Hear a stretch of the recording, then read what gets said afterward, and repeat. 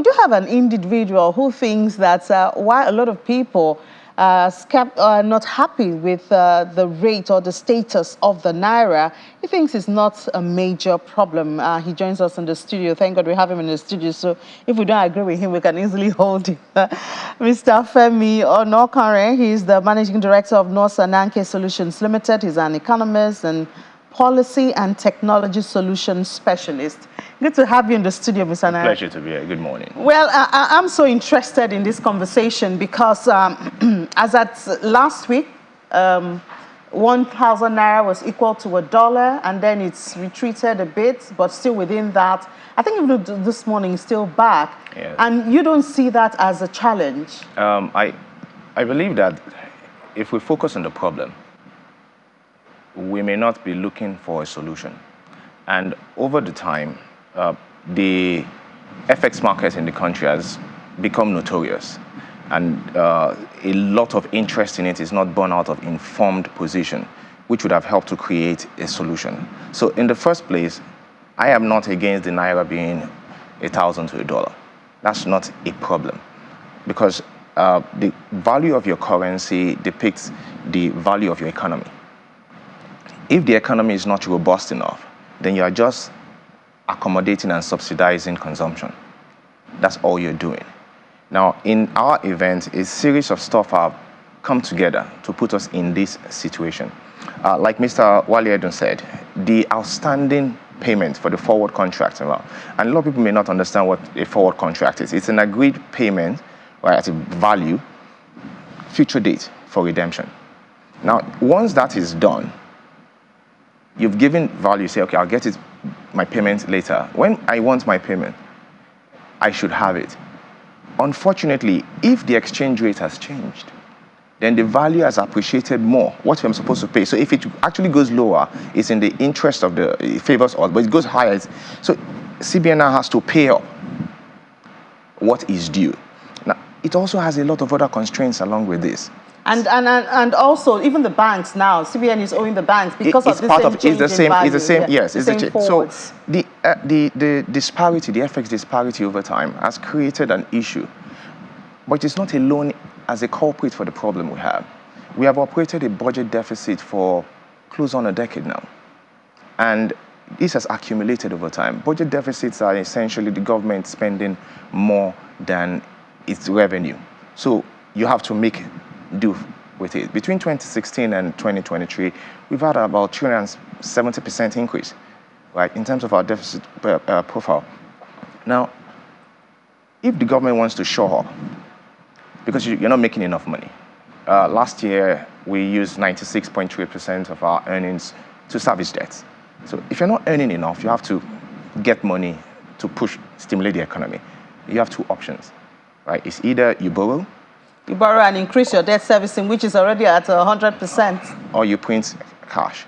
And then increase inflation. So now, in the first instance, right, when you borrow, you create depreciation because you have increased demand for foreign currency against yours.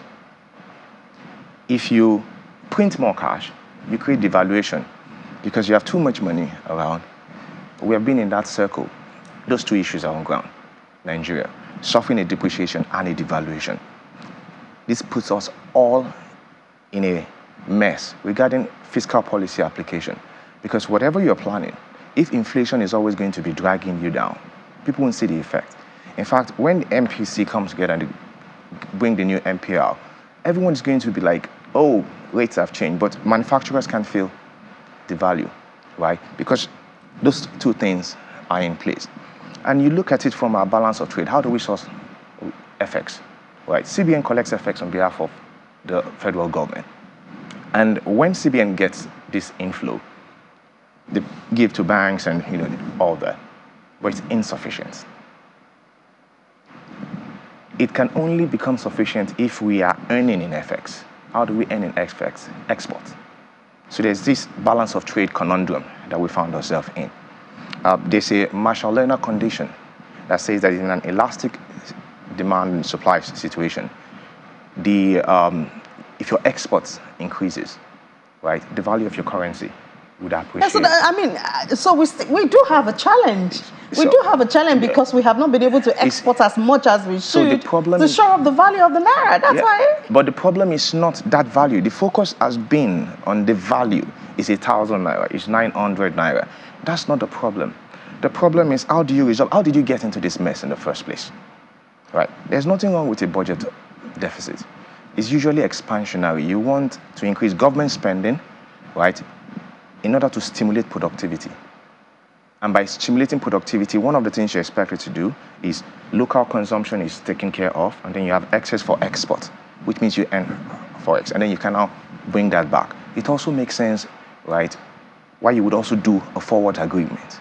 However, if in that intervening period, you have not grown your productivity significantly to manage the situation, and there can be extraneous circumstances, like we had COVID and, all the rest, our security issue, and there can be extraneous circumstances. But if you have not grown it, it is inevitable that your currency will continue to depreciate and get devalued. It's inevitable. I saw an article and somebody said that, the situation is even worse than this. This is forward for FX.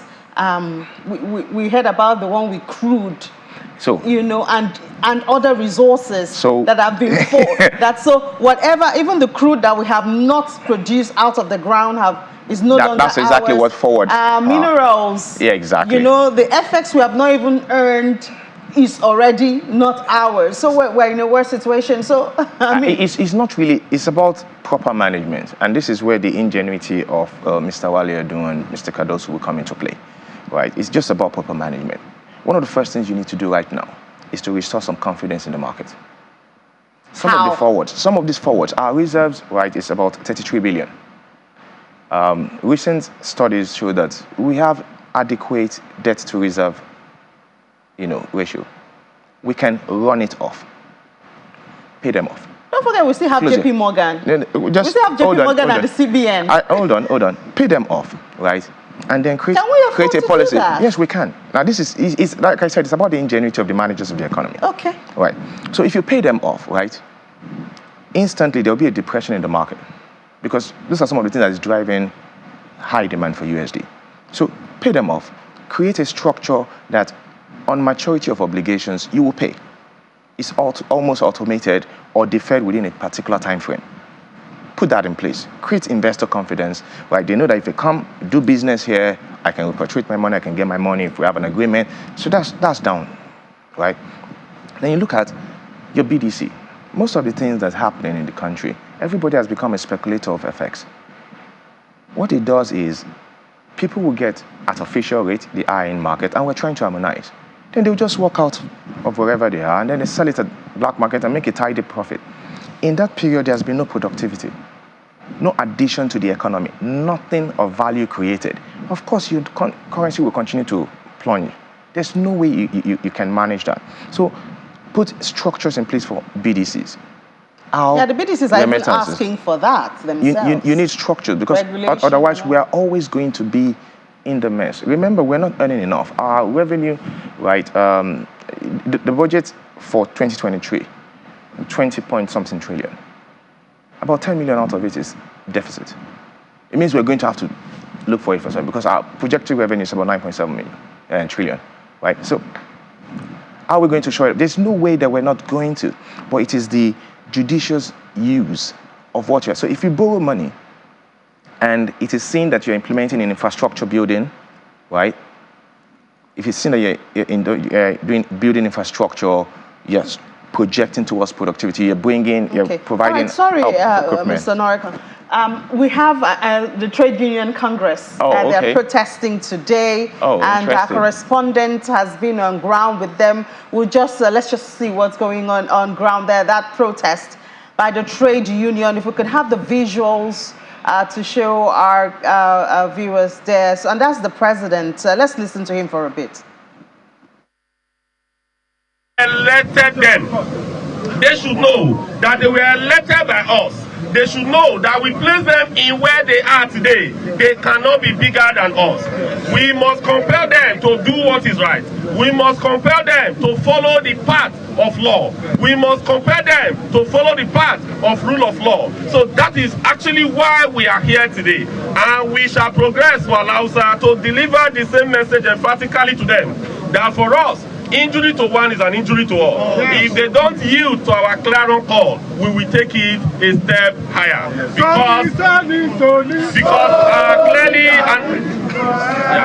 Because clearly at the end of the day, for us, if you contend with one, you will contend with all. If you fight with one, you will fight with all. We will all come out with everything that we have to say it is a no, no, no. Yes, Solidarity! Solidarity! Solidarity! Moving train, no stopping! Moving train, no stopping! Moving train, no stopping! Injury to one, injury to all! Solidarity! Solidarity forever!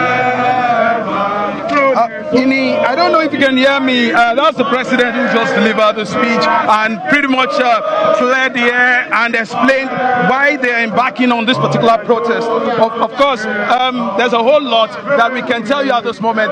Although the Lagos state government has also reacted, they said this protest is not needed. By the time we get to Alausa, because right now there's a whole lot of movement, we're going to pose that question to the leadership of the TUC to pretty much explain to us, because again, if there's a conflict, if they've explored all the conflict resolution options, and why this protest, because they said they are going for a total shutdown after this particular protest in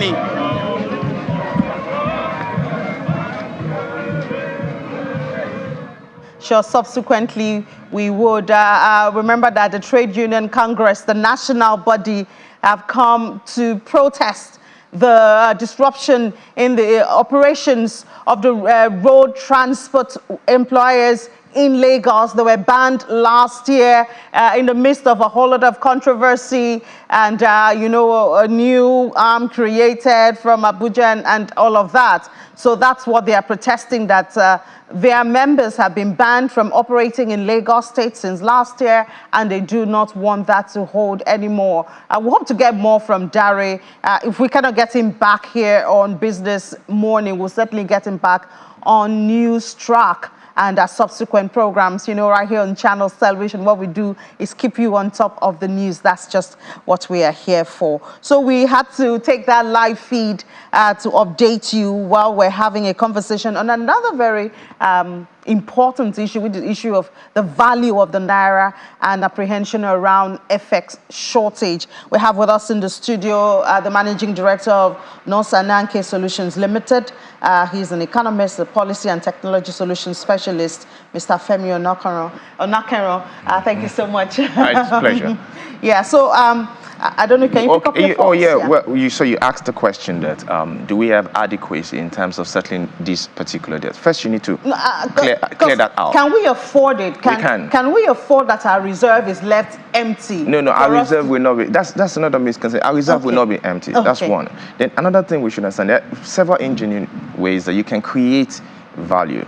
Nigeria recently paid up 500 million euro bond, right? And we paid it off. It was set over a period of time. It means that we are not in any encumbrance, as it were. We can create other bonds to shore up our reserve in terms of inflows to assist, this thing.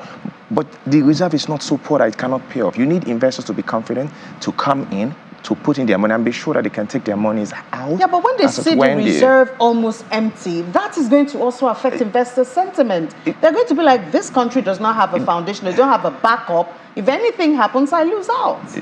That's not necessarily true. So some of the guys who borrow us money, right, they are also aware that the potential within the economy. And that's what they are betting against. That's one of the things that the reserve does for us, but that's also one of the things that they are betting on, that, okay, you have the ability to pay up. One of the things that's affected us significantly is we had a projection of 1.6 million barrels per day or something like that for production, crude oil production. 1.8? Yeah, 1.6 for the budget, yeah. 1.8 from OPEC. Yeah, OPEC. And I mean, we were supposed to be safe within that enclave. But somehow, we've not been able to do up to 1.5, 1.4. Can't remember the last time we did that. So that affects your inflow. So we need to sort out the security, right, issue in that respect. In another regard, in terms of, we say we want to increase export. The easiest export we can actually do is what we have in terms of agriculture and all that. And the government has indicated oil, because I mean, if you want to export agriculture, you have to plant and wait for it to grow. But if we can just deal with the insecurity around our oil production, that could easily just boost within a month or two. Our dependence on oil is one of the reasons we've been here. That's why we have always been so concerned about FX rate. We need to, as we're exploring diversifying the economy, we need to start shoring up those areas. The previous administration invested quite a bit in agriculture, the rice paddies and the rest of them. This current administration is saying the same thing, right? But then there's a question of security for that one as well. Because who's going to go to farm, right, if there's no one there? There's a program that we have in the country, Forest Rangers, I think. I think something like that needs to be revamped and given some kind of attention so that people, if you pump money in, let them be sure that they are safe when they're going to the farms. That will increase immediately your export positions, right? That reduces the pressure you have on oil. You understand what I mean? Our oil production security outfit they need to do well. They need to do much better than they're doing. You can't continue saying that there's oil theft. Who is stealing it?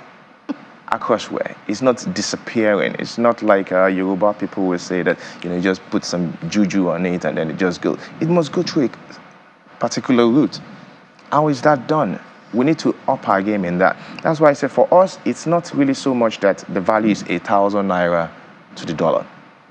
It is, what are you going to do to have the Naira reflect its true value and be competitive? Because at this point, the true value is reflecting shows that exactly. there's not much of a value. It's going to continue deteriorating. You have people who are actively speculating against the Naira. And the reason they will do it is very simple. So CBN panics, federal government panics, and then they put in money, but it's not sustainable. There's no plan. So once they pump the money in, people will wait. It will drop a little. They'll mop it up. The announcement with Afrexim Bank, that's what we saw for a couple of days. After they mop it up, everybody now sits down and wait when is the next inflow. What do you think about this idea? I think 2 weeks ago, it was really out there,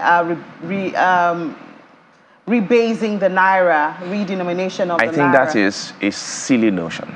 It's like putting plaster over a festering wound.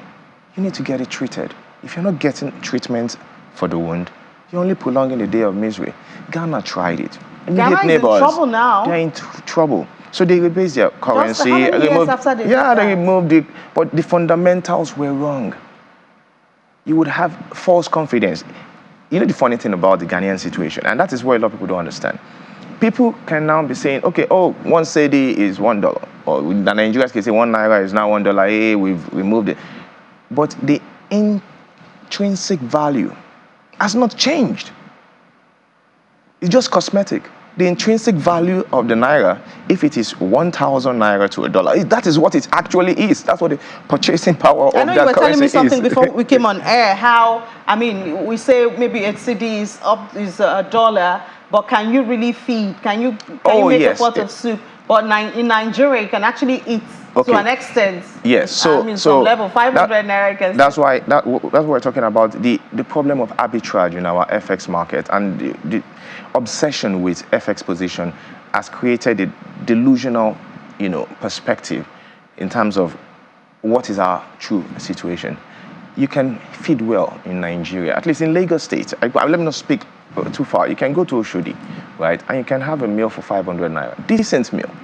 Rice, beans, nice stew, some protein and all. 500 Naira, that's less than $1. You cannot do that in America. You can't have that level of a meal with less than $1 in America. Whatever the subversion the country is giving, what's called. So it shows that we have created an inordinate reliance on things that are not important, which is why we are focused and obsessed with FX. For example, our manufacturing power. Their biggest issue is importation of equipment. Why can't we make those equipments here?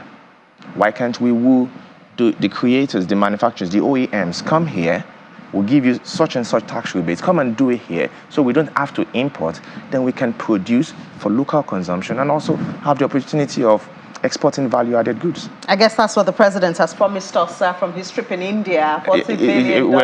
We're watching closely. India. We hope it comes to fruition. We do hope so too. We're counting down. I remember I spoke to the spokesperson of the president, Mr. Ajurin Gilali, and I think he gave about 2-3 months. We should be seeing signs that those companies are coming to come and start working here. We want them to show signs, but really we don't want just signs, because signs can be very misleading. 2-3 months, if we see that, there's a company that is coming up here as from the Indian trip, we see another one coming up here is from the Indian trip, then then we know that something will most likely happen. We hope it works out.